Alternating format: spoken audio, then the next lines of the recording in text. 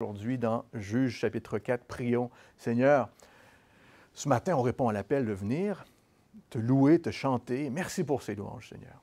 Hein, mon cœur est une terre aride qui a besoin de ta louange, de ton esprit qui vient m'abreuver.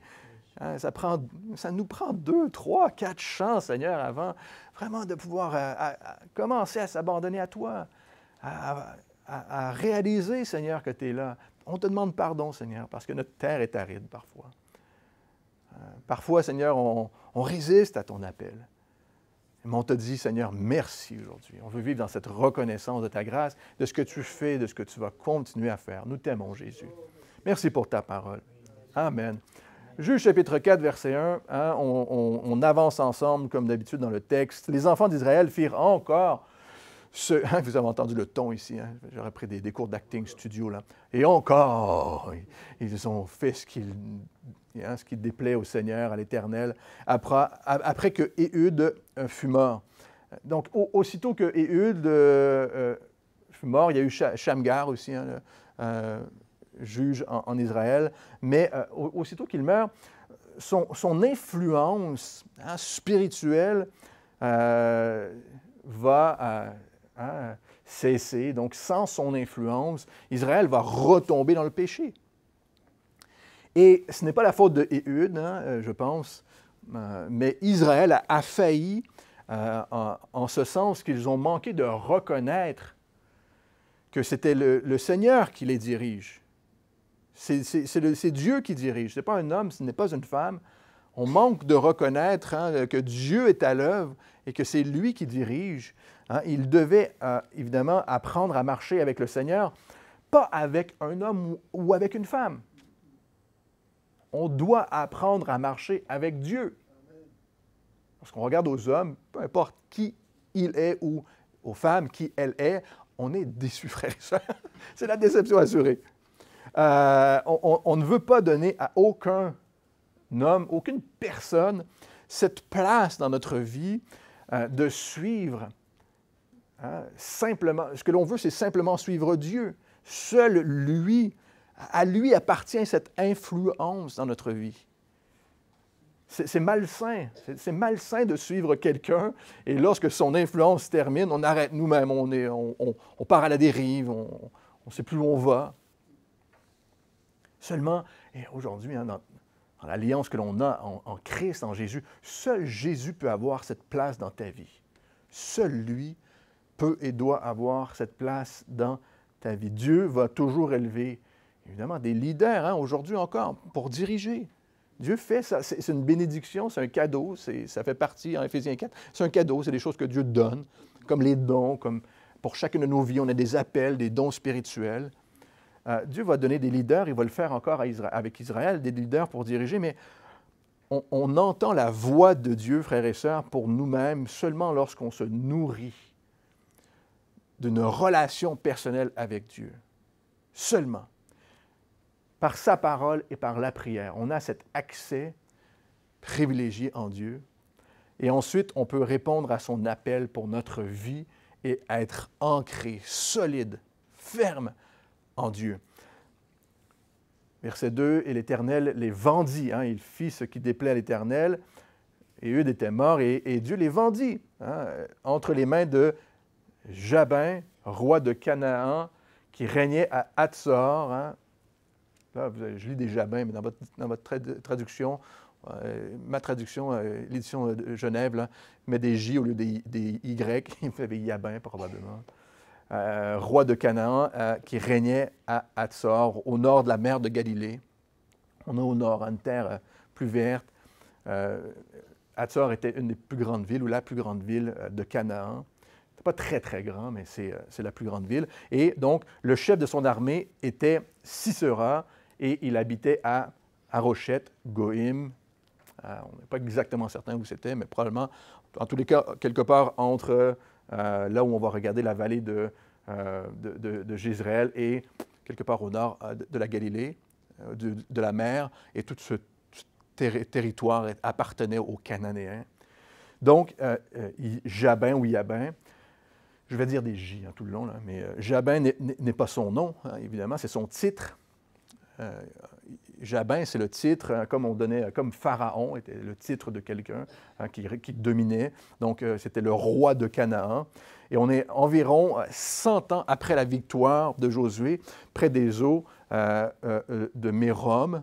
Donc, aujourd'hui, c'est Oula. Je pense que c'est les eaux de Oula, là, juste en haut du nord de la mer de la Galilée. Dans Josué, chapitre 11. Et nous parle dans Josué, chapitre 11, d'un autre Jabin. C'était un autre roi de Canaan que Josué a battu, a vaincu. Roi de Hatzor. C'était un autre qui régnait.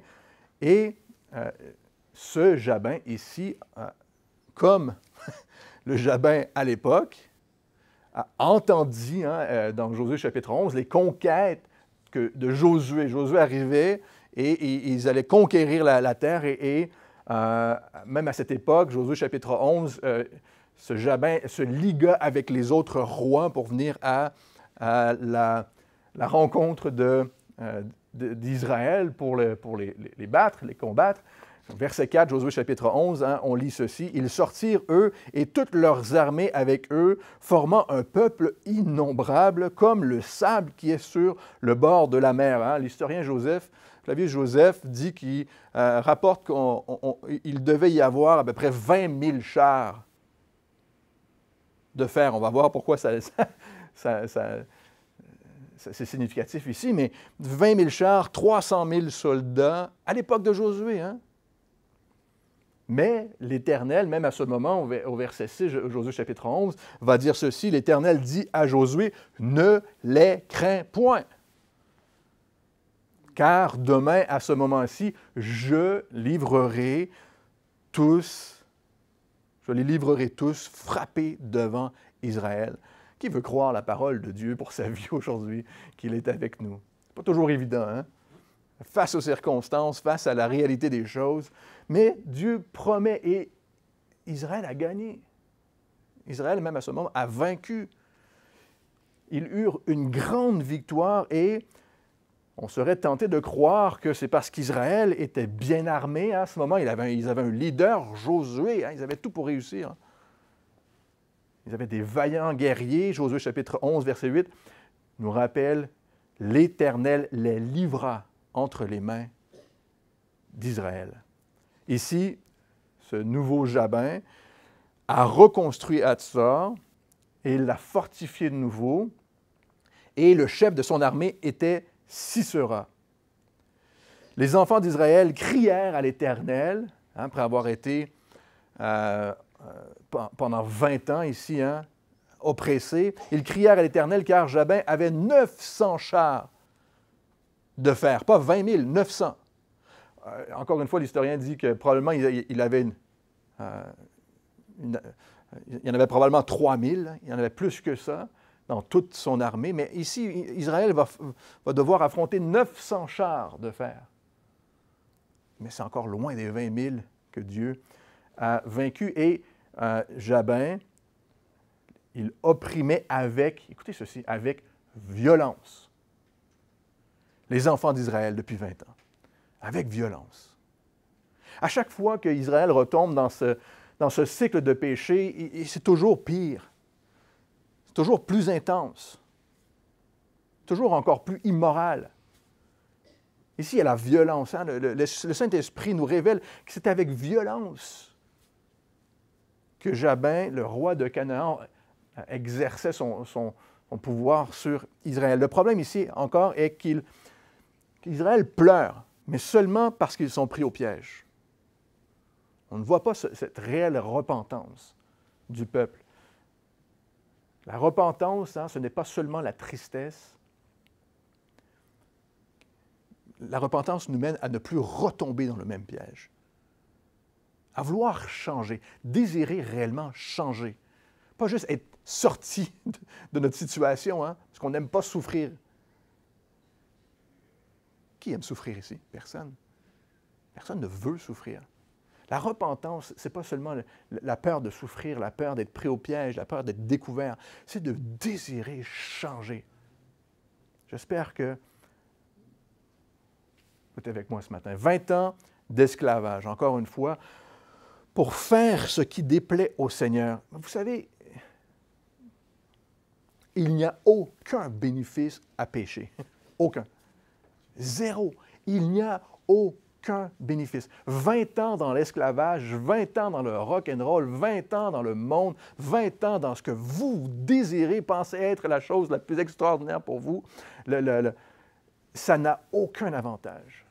Impossible. Même lorsqu'on croit que c'est notre liberté, hein, on a la liberté de vivre dans l'abondance de la chair. On l'a vu avec, avec Éhude. Hein? Le Seigneur veut tuer la chair, veut mettre fin à ce péché. Lorsqu'on vit dans cette liberté de péché, on perd son temps. Ce sont des années perdues, littéralement. Et vous le savez probablement, vous n'aviez pas moins de 20 ans probablement lorsque vous avez donné votre vie au Seigneur. Vous savez que ces quelques premières années de votre vie étaient des années perdues. Ce sont des années perdues sans Jésus, avant de rencontrer le Seigneur. Vous savez alors que vous n'avez rien gagné de cet esclavage. Se tourner vers Jésus, hein, c'est se détourner du péché. Et c'est le seul vrai espoir pour cette vie. Je sais que vous le savez et que vous le croyez. Ce n'est plus, hein, et ici, Dieu les vendit. Hein, ce n'est plus que des taxes et des tribus là, qu'Israël doit donner. Mais la violence que le peuple devait endurer au milieu d'eux, ce n'est plus que les taxes, c'est aussi la violence.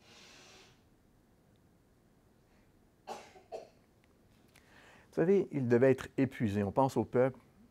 Lorsqu'on vit dans la violence, certains en ont fait les frais. Vivre dans la violence, il devait être épuisé, abattu, fatigué, hein, comme une femme battue l'est. Fatigué, épuisé, pris au piège, sans force. Non seulement les enfants d'Israël devaient être fatigués de cette violence, hein, comme au temps de Shamgar, on l'avait vu, hein, mais au temps aussi de Jaël. Intéressant, parce que on va voir au chapitre 5 comment, et on a vu hein, que Shamgar en avait marre de cette violence autour de lui. Autant, chapitre 5, verset 6, on l'avait lu, autant de Shamgar, fils d'Ana, et autant de Jaël aussi, qui va être dans cette histoire au chapitre 4. Les routes étaient abandonnées et ceux qui voyageaient prenaient des chemins détournés tellement c'était dangereux. Dans ce temps-là, verset 4, chapitre 4, Déborah, prophétesse, femme de Lapidoth, était juge en Israël. Elle siégeait sous le palmier de Déborah, entre Rama et Béthel, dans la montagne d'Éphraïm, et les enfants d'Israël montaient vers elle pour être jugés. Une femme sage, premièrement prophétesse, comme l'a été Myriam, comme l'a été d'autres femmes dans l'Ancien Testament et dans le Nouveau Testament. Anna, une femme remplie de sagesse, qui exerçait vraiment ce don de prophétie que Dieu lui donnait, mais de sagesse. On venait la voir pour probablement... qu'est-ce que la parole dit dans cette situation de ma vie? Et puis, elle connaissait évidemment la parole de Dieu. Le Seigneur est avec elle. On vient la voir pour ça. Qu'est-ce que la parole dit concernant ce que je vis? N'est-ce pas, mesdames, voulez-vous être utilisées par le Seigneur? Voulez-vous être utilisées par le Seigneur? Mesdames, je sais que les gars aussi, mais c'était spécifiquement mesdames. C'est votre moment, là, c'est à vous, là. Dieu vous parle. Il parle de Déborah, il va parler de Jaël, c'est pour vous. Connaissez les Écritures. Connaissez la parole de Dieu. Connaissez les Écritures. Seules elles peuvent donner la sagesse en vue de la vie. Seules les Écritures vous donneront la sagesse, n'est-ce pas? Dieu parle au travers de cette femme. Dieu parle à cette femme, au travers de cette femme, il l'utilise. Elle était en quelque sorte la porte-parole de Dieu. Elle était choisie pour communiquer la volonté de Dieu. Dans l'Ancien Testament, Hébreux chapitre 1, verset 1, je vous le lis, nous dit « Après avoir autrefois à plusieurs reprises et de plusieurs manières parlé à nos pères par les prophètes, prophétesses, Dieu, dans ces derniers temps, nous a parlé par le Fils. » Dieu nous parle par son Fils, par Jésus-Christ, qui est l'accomplissement, évidemment, de toutes ces prophéties, de cette attente de la délivrance. Vous savez, c'est ce cycle dans lequel Israël retombe, c'est dans cette attente de recevoir le Saint-Esprit, la justice de Dieu et la délivrance dans le Messie, le Fils de Dieu. Il y a cette attente-là. On ne sait pas qui elle est vraiment, Déborah, autre qu'elle est la femme de Lapidote, probablement fière de l'être. Et le chapitre 4 et 5 vont nous montrer l'exemple des hommes, par contre, au plus bas de leur spiritualité. Des hommes, encore, qui ne prennent pas leurs responsabilités ou qui veulent se défiler un peu devant Dieu. Des hommes et des femmes ici qui vont influencer leur génération. Ces femmes vont influencer leur génération à s'élever pour le Seigneur, à prendre position pour Dieu, à se fortifier en Dieu. Déborah va le faire avec Barak ici dans un instant. Et ce n'est pas rare, vous savez, dans l'histoire de la foi, que des femmes ont réveillé leur génération. Ce n'est pas rare. Au contraire, même dans les moments les plus creux de l'histoire, ce sont les femmes qui portaient la spiritualité. Dans les maisons, à l'Église. Vous êtes d'accord avec moi qu'on veut des hommes aussi qui prennent leurs responsabilités, qui s'élèvent, qui répondent oui à Dieu lorsqu'il nous appelle. Vous avez le droit de dire Amen, n'est-ce pas? Surtout les femmes. Mais ces femmes ont réellement interpellé leur génération à avoir une vie de sainteté, à marcher avec Dieu, à marcher pour lui. Déborah envoyait appeler Barak, de la part de Dieu, fils d'Abinoam, de Kédesh-Nephtali. Encore une fois, on est près du lac de la Galilée. Et elle lui dit, « N'est-ce pas l'ordre qu'a donné l'Éternel, le Dieu d'Israël? » Elle parle de la part de Dieu. « Va, dirige-toi sur le mont Tabor, entre à l'entrée un peu plus bas au nord, au sud-ouest de la mer de la Galilée, et prends avec toi 10 000 hommes, des enfants de Nephtali et des enfants de Zabulon, 2 tribus d'Israël qui étaient parmi les plus grandes au nord, probablement les plus affectées. Le Seigneur appelle Barak par Déborah et on va voir sa réponse, qui aussi, lui, à son tour, doit appeler 10 000 hommes du milieu de Nephtali et de Zabulon. Et on va voir au chapitre 5 qu'ils auront aussi, les tribus auront de l'aide de Éphraïm, de Benjamin, aussi la tribu de Isaacar. Mais Dieu va donner des reproches aussi à Ruben, à Gad, à Dan et à Aser, qui n'ont pas pris leurs responsabilités. On va le voir dans notre prochaine étude. Mais chaque personne aura sa réponse à donner à Dieu. Chacune aura sa réponse à donner à l'appel de Dieu. Ce qui est extra est que le Seigneur appelle qui il veut, frères et sœurs. Indépendamment de son passé, de sa position, cette personne a été esclave ou non, Dieu appelle qui il veut, quand il veut, et en fait un libérateur, une prophétesse, un serviteur, une servante. Tu peux avoir été dans l'esclavage pendant 20 ans, 40 ans, et tu peux te retrouver le pasteur de l'Église, par la grâce de Dieu, à servir. Même si tu as été éloigné de Dieu ou loin de Dieu pendant longtemps, tu peux revenir à lui, être soutenu, fortifié. Et voici à nouveau une parole du Seigneur, que le Seigneur l'appelle aussi à le servir. Et le Seigneur dit, « J'attirerai vers toi. » Voici le message que Dieu a pour Barak. « J'attirerai vers toi, au torrent, la rivière de Kison, Sisera, le chef de l'armée de Jabin, et ses chars et ses troupes. Et par la Barak, je le livrerai entre tes mains. Sisera.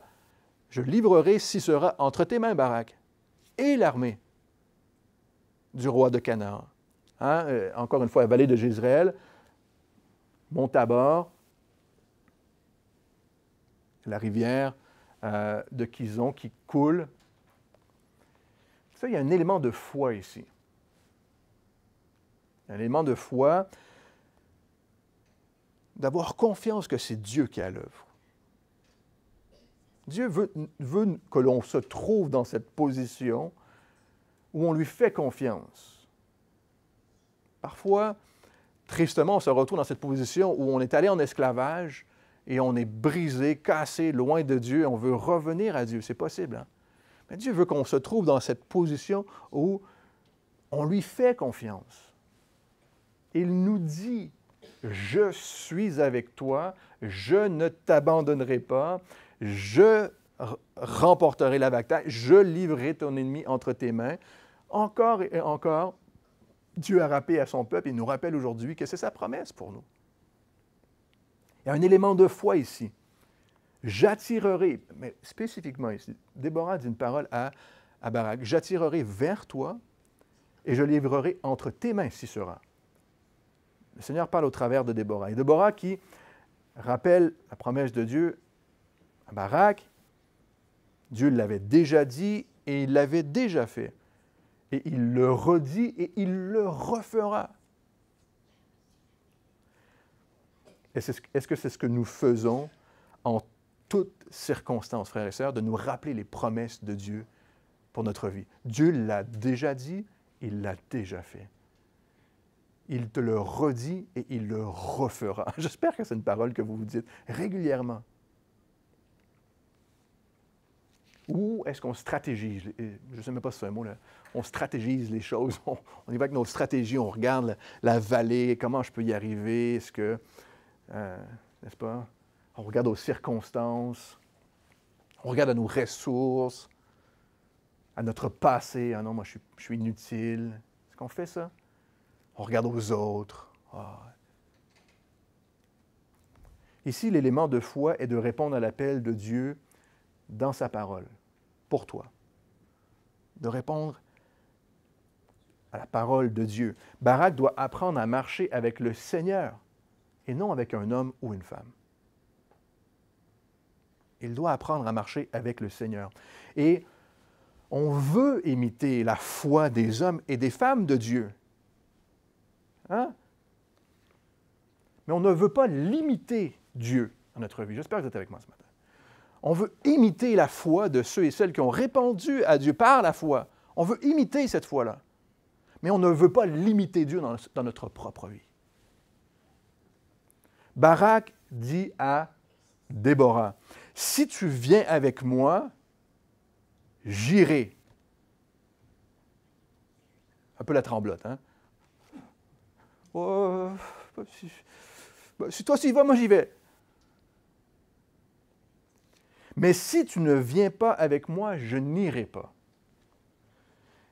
Déborah répondit, « J'irai bien avec toi, mais tu n'auras pas de gloire sur la voie où tu marches. Car l'Éternel livrera Sisera entre les mains d'une femme. » Et Déborah ne parle pas d'elle.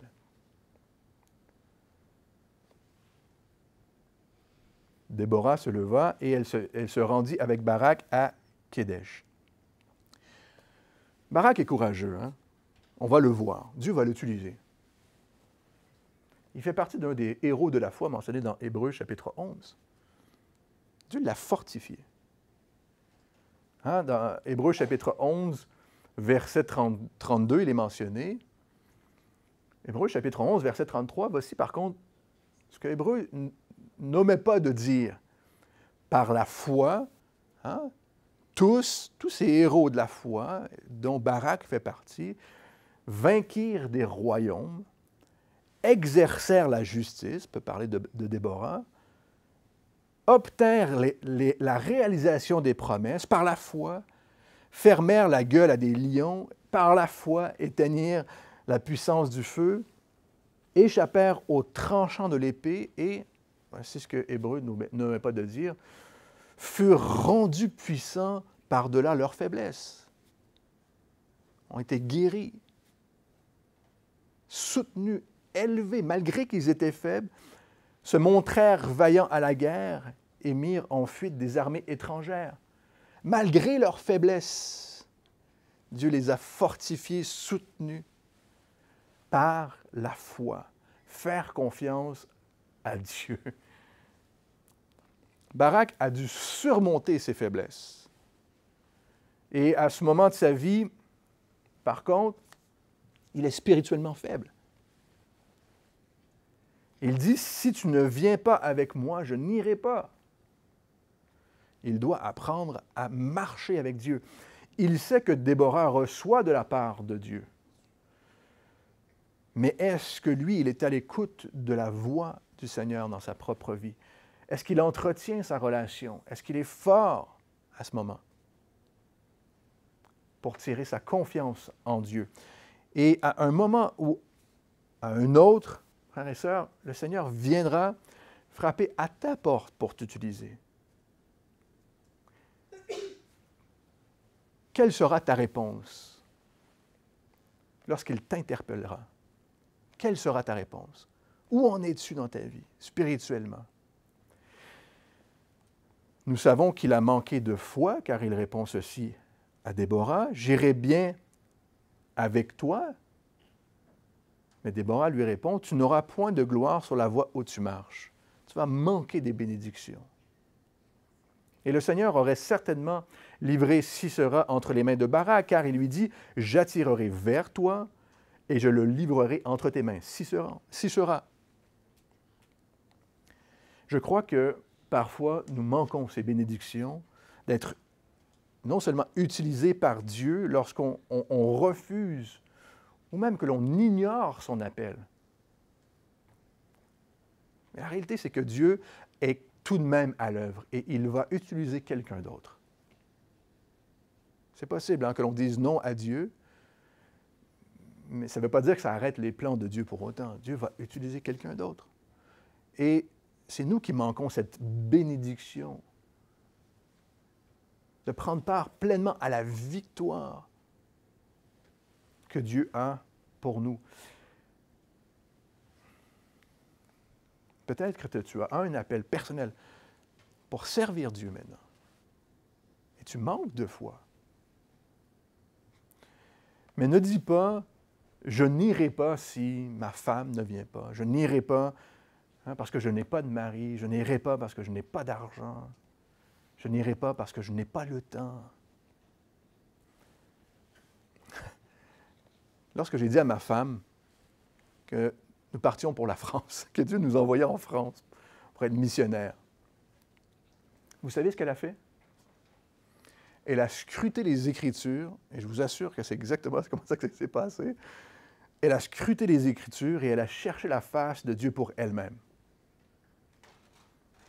Elle ne m'a pas dit, si tu y vas, j'y vais. Mais si le Seigneur va devant nous, j'irai. Elle a fait ce chemin pour elle-même. Moi, je savais que Dieu nous envoyait. Je ne vais pas vous dire le contraire. J'attendais que Dieu lui parle. J'ai attendu.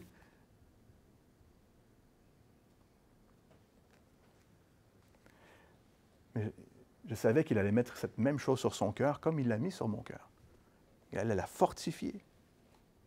Elle ne m'a pas dit, si tu y vas, j'y vais. Ça, c'est l'amour du monde. Ah, si tu y vas, j'y vais. On a besoin d'avoir une relation personnelle forte, ancrée en Dieu. Que ce soit pour être missionnaire, pasteur, faire l'accueil à l'Église, encourager, prophétiser. Dieu a toutes sortes de ministères, toutes sortes de services, toutes sortes de dons avec lesquels il veut nous utiliser. C'est dans ma relation personnelle avec le Seigneur et fondée dans les Écritures que Dieu me fortifiera. J'espère que vous le croyez ce matin. Barak convoqua Zabulon et Nephtali à Kédesh. 10 000 hommes marchèrent à sa suite et Déborah partit avec lui. Héber, le Kénien, nouveau personnage, s'était séparé des Kéniens, des fils de Hobab, Jéthro, le beau-père de Moïse, qui est Jéthro. Et il avait dressé sa tente jusqu'aux chênes de Tsanaïm, près de Kédesh, encore une fois, dans le nord. Les Kéniens, on l'a vu dans Juge chapitre 1, verset 16, étaient installés au sud, dans le désert de Juda, dans le Midi, de Arad. Et Héber lui, se sépare de sa famille et va au nord. Il va se liguer avec Jabin, avec ce roi de Canaan, qui était l'ennemi d'Israël. Et à ce moment, au verset 12, on informa Sisera que Barak, fils d'Abinoam, s'était dirigé vers le mont Tabor. Donc, Héber, moi j'aime bien, je l'ai appelé Béber toute la semaine dans mon étude. Là. Béber le Kénien.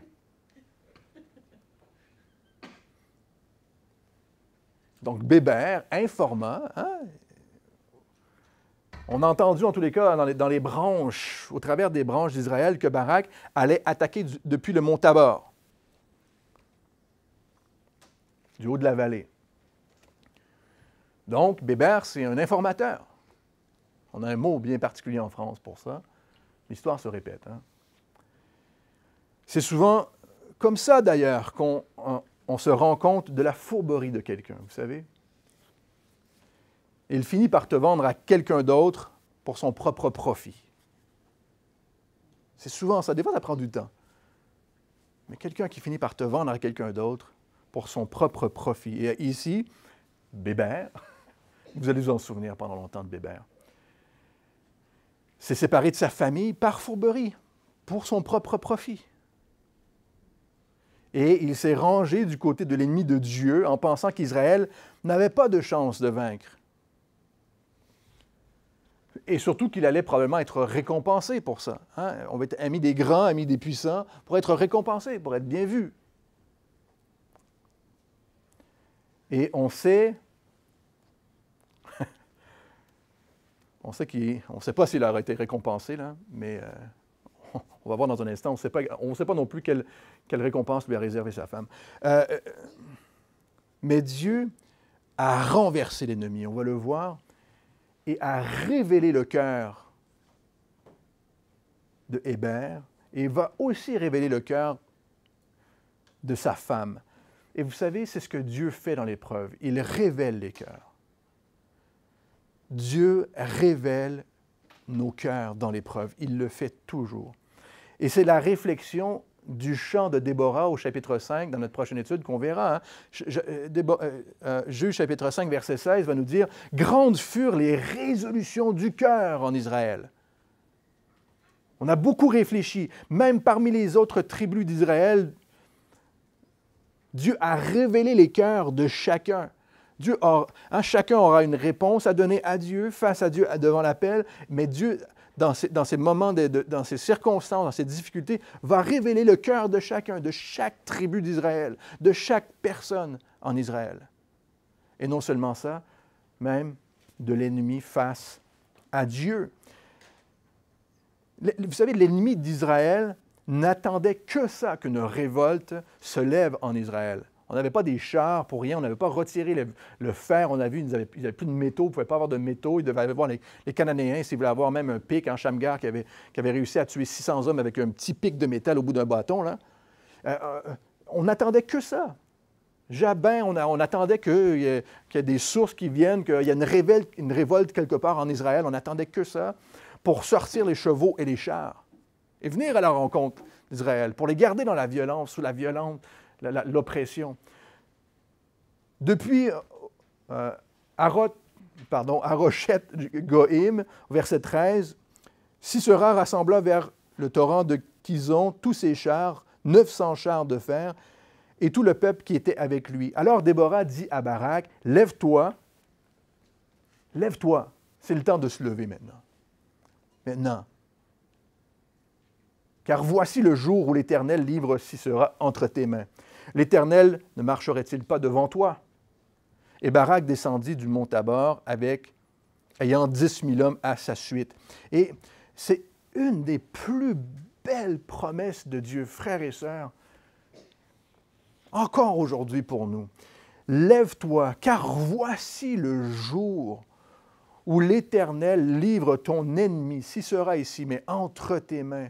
Voici le jour. L'Éternel ne marchera-t-il pas devant toi? Une des plus belles promesses de l'Écriture, frères et sœurs. Lève-toi. Voici le jour. L'Éternel, au verset 15, lui-même mis en déroute devant Barak par le tranchant de l'épée, Sisera, tous ses chars et tout le camp. Sisera descendu de son char et s'enfuit à pied. Ici, on a l'impression qu'Israël battit les Cananéens par l'épée, mais c'est l'Éternel qui les livra, mis en déroute entre leurs mains, devant Barak. Barak qui signifie l'éclair. Et c'est miraculeusement, on va le voir dans une prochaine étude, et c'est miraculeusement de cette manière que Dieu mit en déroute les Cananéens par l'éclair, la pluie, la tempête. Barak poursuivit les chars et l'armée jusqu'à Arochet-Goïm, et toute l'armée de Sisera tomba sous le tranchant de l'épée sans qu'il en reste un seul homme, sauf Sisera qui s'enfuit à pied.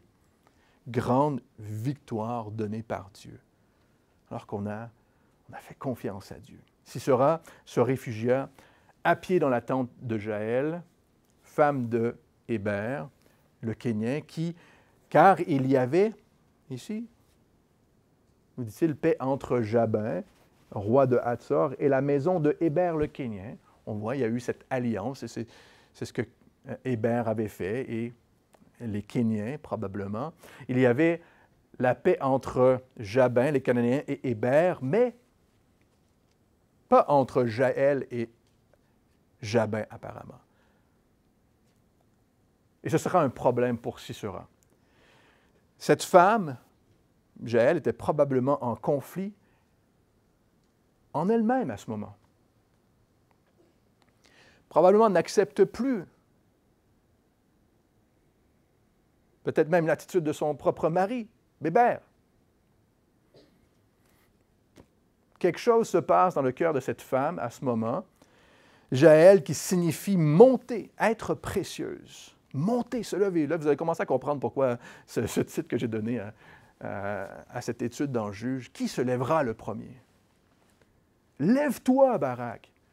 Jaël qui signifie monter. Lève-toi. Être précieuse. Sisera qui signifie lié avec des chaînes. Probablement que cette oppression, et on va le voir aussi dans notre prochaine étude, dans le chapitre 5, ces dirigeants des armées, ces hommes qui entraient comme ça habituellement, qui venaient pour violer des femmes, venaient pour satisfaire leurs besoins sexuels, pour prendre des femmes. Peut-être qu'elle s'est dit lorsqu'elle a vu Sisera arriver près de sa tente, et peut-être elle n'acceptait plus ce qui se passait autour d'elle. Une décision se présente à elle, frères et sœurs. Une décision se présente à elle. Parfois, vous savez, les choses dans notre vie elles peuvent changer en un instant. Les choses peuvent changer en un instant. Jaël va saisir l'occasion de se réfugier auprès de Dieu. Elle va saisir cette occasion.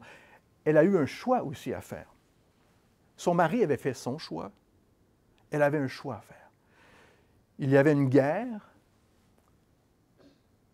et elle allait avoir le courage de ne pas rester neutre dans cette guerre. Le nombre de fois, vous savez, que j'ai entendu quelqu'un dire « Ah, je ne peux pas revenir à Dieu. Je ne peux pas croire. » Tu sais, et ça, c'est mon expression préférée en France, c'est compliqué. C'est compliqué. On se donne des excuses parce qu'on a fait toutes sortes d'alliances dans notre vie. On est pris au piège dans toutes sortes de choses. Ah, tu ne sais pas, mais mon mari, qu'est-ce qu'il va penser si je donne ma vie au Seigneur? Mon mari ne croit pas, c'est difficile. Que va dire ma femme si je deviens chrétien? Ma famille, mes amis, mes collègues. Jaël va saisir la délivrance de la main de Dieu qui se présente à sa porte. Et elle se repentira. D'une manière ou d'une autre, elle a fait son choix. Comme Sarah a dû se repentir d'avoir ri de Dieu. Comme Myriam s'est repentie d'avoir menti Rahab s'est détournée de sa vie. Marie-Madeleine, on a l'exemple de plusieurs femmes dans la parole de Dieu, et Jaël est aussi un exemple de saisir l'opportunité de la délivrance de la main de Dieu qui se présente à nous. Le Seigneur, vous savez, est fidèle pour vous sauver. Qui que vous soyez, il est fidèle. Jaël, sans doute bédouine, hein? Les Bédouines, on sait, c'était des nomades, jusqu'à aujourd'hui, nomades dans le désert qui vivent dans leur tente. Et c'est les femmes qui montent la tente chez les Bédouins. C'est elle qui monte la tente, c'est elle qui prend le marteau, c'est elle qui installe les piquets. Elle devait être costaud jusqu'à aujourd'hui. Hein, si on regarde un peu, elle devait être costaude et débrouillarde, disons-le ainsi. Jaël sortit au-devant de Sisera et lui dit « Entre, mon Seigneur, entre chez moi, ne crains point. » C'était aussi leur tradition. Il entra chez elle dans la tente et elle le cacha sous une couverture. Elle voit certainement qu'il est en déroute, qu'il n'a plus son cheval. Il va dire « J'ai soif. » Elle comprend que les Cananéens sont battus là.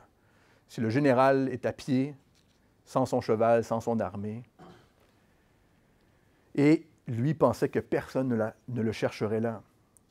Il lui dit « Donne-moi, je t'en prie, un peu d'eau à boire, car j'ai soif. » Elle ouvrit l'outre de lait, lui donna à boire et le couvrit. Tout ça dans un environnement pour l'endormir, qu'il lui fasse confiance. Il lui dit encore, « Tiens-toi à l'entrée de la tente, et si l'on vient t'interroger en disant, « Y a-t-il quelqu'un? » tu répondras « Non. » Il est en train de la briefer, là. Il veut la forcer à mentir.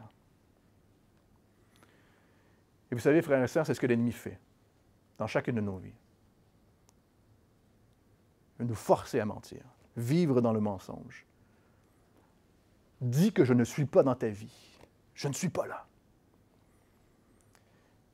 Dis que je ne suis pas dans ta maison. Vous savez, j'apprends à mes filles que c'est le seul moment dans la vie où elles doivent crier. Elles ont plus que ma permission, elles doivent crier pour avertir quelqu'un. C'est si quelqu'un veut se réfugier auprès d'elles, puis qu'il dit « Ne le dis à personne, crie! Crie et sauve-toi! » Mes filles le savent. C'est le seul moment dans ta vie où tu ne veux pas dire « oui, entre chez moi ». Tu n'acceptes pas, tu refuses, tu cries. Lorsque quelqu'un veut te forcer à mentir et dire qu'ils ne sont pas venus près de toi, légalement, je ne peux pas apprendre à mes filles, on va voir, à utiliser un marteau et un pieu. Mais crie! Mais Jaël va se trouver dans cette situation où elle va avoir le courage de ne pas laisser l'ennemi se cacher pour ensuite s'enfuir et de cette manière perpétuer l'alliance.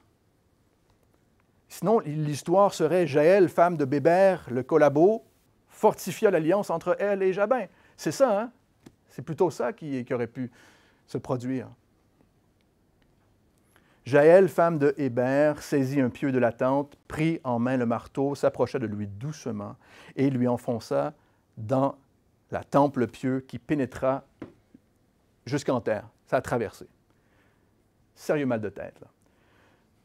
Prochain voyage de camping, c'est mes filles qui installent la tente. Ça peut servir, hein, on ne sait jamais. Sisera, il était profondément endormi et accablé de fatigue et il mourut.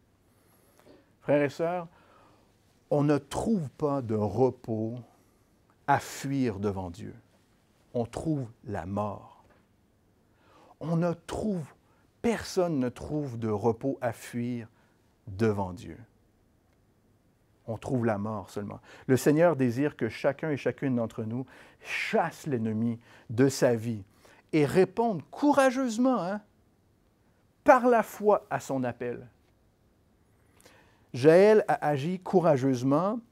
Elle elle n'avait pas eu de parole spécifique comme Barak sur sa vie. Quoi faire, quoi pas faire. Barak a dû se fortifier dans sa foi, alors qu'il avait la parole de Dieu dans sa vie.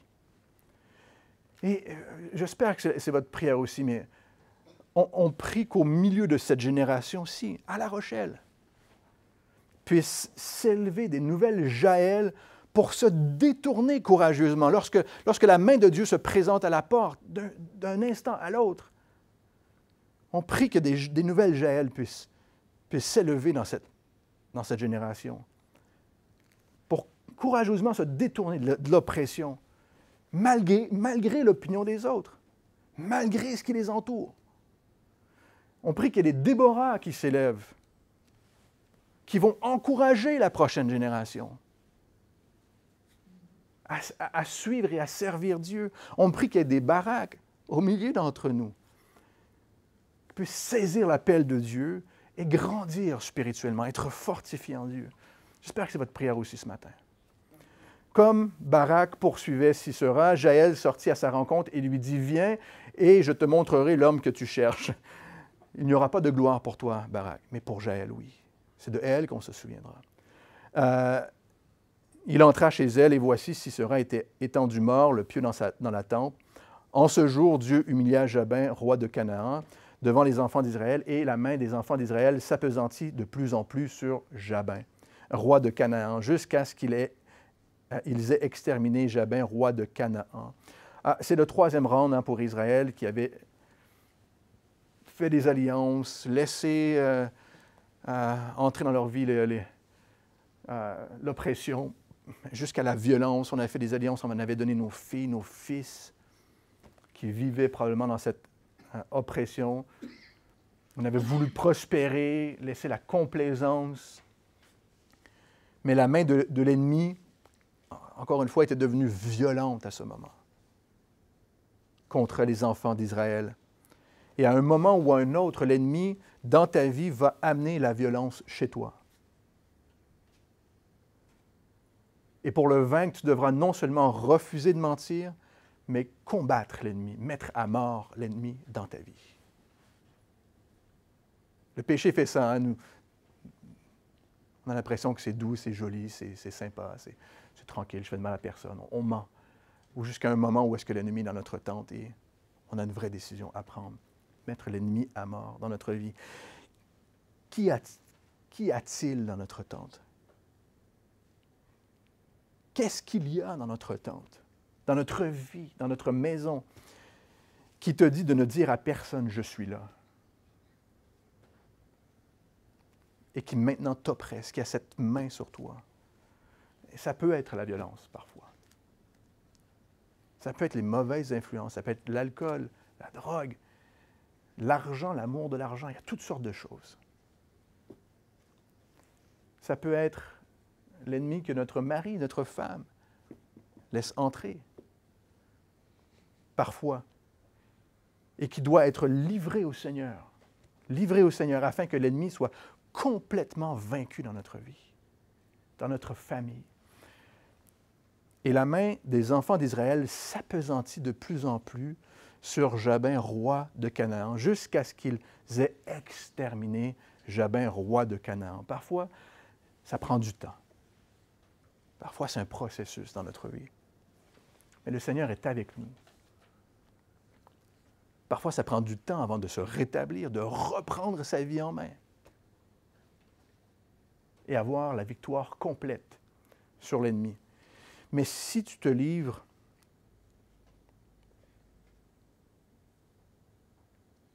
à Dieu, si tu livres ces choses à Dieu, voici ton ennemi est là. Tu auras de plus en plus la victoire sur ces choses dans ta vie. Prions. Seigneur, merci pour ta grâce. Et ta grâce nous délivre. Ta grâce nous a délivrés, Seigneur. Par amour, tu es venu, tu t'es donné, tu as vaincu l'ennemi et aujourd'hui, on peut avoir la victoire sur le péché, la victoire sur la mort, mais au quotidien, Seigneur. Et on te prie, Seigneur, au lieu de nous laisser entrer l'ennemi régulièrement et cacher, mentir, Seigneur, aide-nous à avoir de plus en plus la main de Dieu qui s'appesantit sur l'ennemi. On te prie que ce soit vraiment l'effet contraire qui se produise pour chacun d'entre nous. Et on te prie, Seigneur, pour cette génération autour de nous, ces hommes et ces femmes qui ne te connaissent pas. On te prie, Seigneur, que tu puisses vraiment les rencontrer là où elles sont, et leur donner l'occasion de pouvoir de sortir, Seigneur, de cette oppression dans leur vie. C'est en ton nom qu'on prie ces choses, Jésus. Amen.